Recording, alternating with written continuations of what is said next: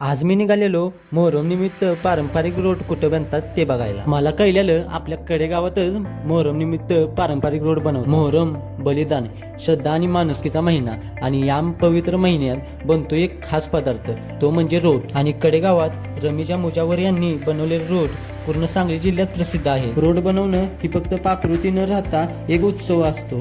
आजच्या आजोबा, आई वडील, मुलं सगळे मिळून एकत्र तयार करतात श्रद्धेचा प्रसाद. जेव्हा हे सर्व रोड ट्रेमध्ये मांडले जातात तेव्हा भट्टीच्या उष्णतेने त्याचं रूपांतर होतं प्रसादात. आणि इथे फक्त रोड नाही तर सगळेच प्रकारचे बिस्किट बनवून भेटतात. रोड बनवायला लागणारं साहित्य हे फक्त सामान्य दिसतं, पण त्या पाठीमाग हाताची चव असते. आणि त्यासाठी साहित्य लागतं गव्हाचं पीठ, साखर, दूध, तूप, खवा, वेलची, ड्रायफ्रूट, तीळ आणि भरपूर श्रद्धा. मी तर माझ्या घरी रोड घेऊन निघालोय. तुम्ही कधी येताय रोड घ्यायला आणि बनवायला? तुम्हाला पण रोड आणि बिस्किट बनवायचं आहे आणि घ्यायचं आहे तर तुम्हाला ऍड्रेस माहित नसला तर चला मग मी तुम्हाला सांगतो. कडेगावात शिवाय चौकात आल्यावर जुनी दत्त नागरी पतसंस्था आहे. त्याच्या जरासं पुढे गेल्यावर तुम्हाला बोर्ड दिसतो. बोर्डापासून राईट मारल्यावर डायरेक्ट तुम्ही यांच्या घरापाशी येताय.